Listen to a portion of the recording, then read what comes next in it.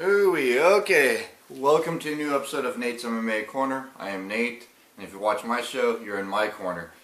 Today's episode is a post-fight show for Cerrone versus Miller UFC Fight Night. But before we get to that, got a world event to congratulate.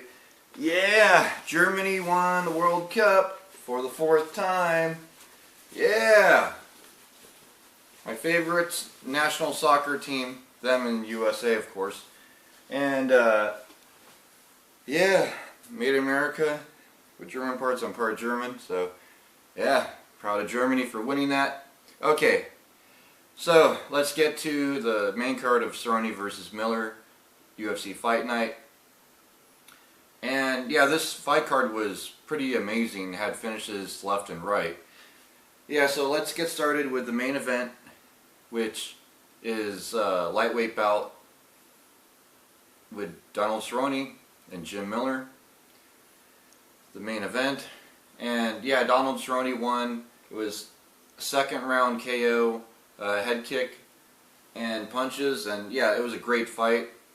Yeah, Jim Miller, he didn't look too bad in the first round, but yeah, the second round, Cerrone was able to really put a stamp in the finish and cement his status as a top 10 contender for the top 10 ranked lightweight and top contender for the lightweight title. So that was a great fight. I wanted Jim Miller to win though, but it was a great fight. Happy for Donald Cerrone still. Yeah, then the co-main event was another lightweight bout with Edson Barboza versus Evan Dunham. And Edson Barboza won by TKO. Was a liver kick and punches. Yeah, he landed a good body shot. Edson Barboza landed one of his flashy kicks to the body of Evan Dunham, and it just weakened him. And then Edson was able to capitalize. That was knee deep in the first round. It was a great finish for Edson Barboza. So yeah, great night of fights. Then, also on the main card, we had a welterweight bout with Rick Story and Leonardo Mafra, my bad. Submission arm triangle choke in the second round for Rick Story.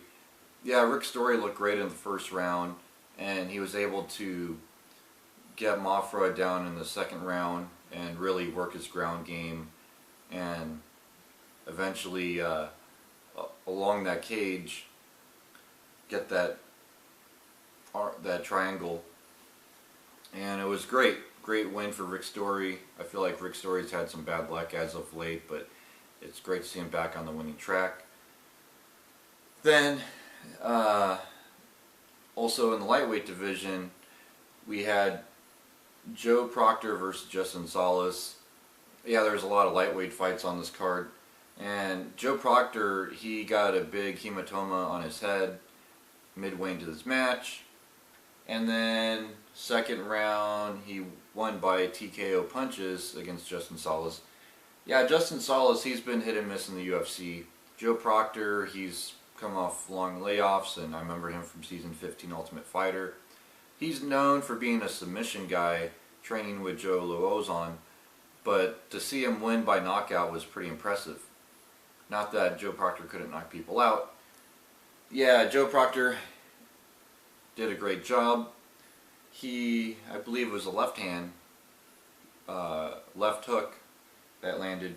Could be mistaken, but yeah, Joe Proctor looked great.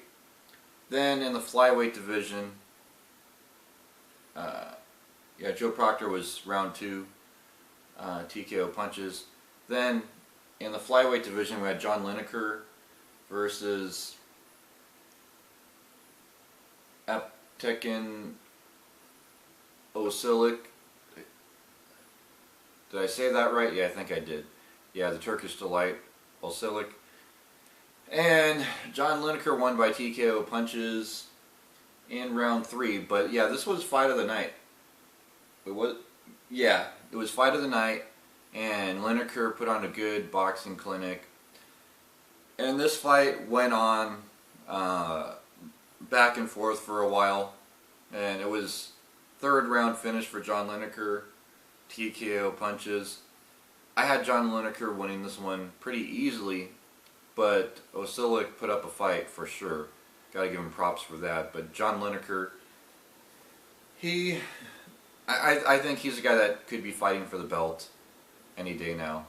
You know, if he wins his next match or two, especially then, and especially if he keeps staying on top of making weight, then I think John Lineker will be fighting for that belt any day now, for the flyweight title.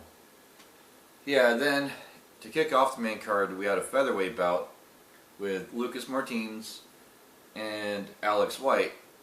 Yeah, Lucas Martins won by KO punches round 3, and yeah, this was a great knockout win for Martins.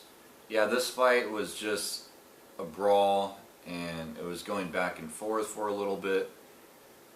And Lucas Martins, he landed late, and Alex White, I think, thinks it was too early of a stoppage, but not the ref, and I think a lot of people won't argue with that stoppage. But yeah, it was a great fight. All great fights on this card. The prelims were amazing and everything. Yeah, so that wraps up the post-fight show for Cerrone vs. Miller. Stay tuned for my next episode, which will be McGregor vs. Brandao post-fight show. Until then, see ya.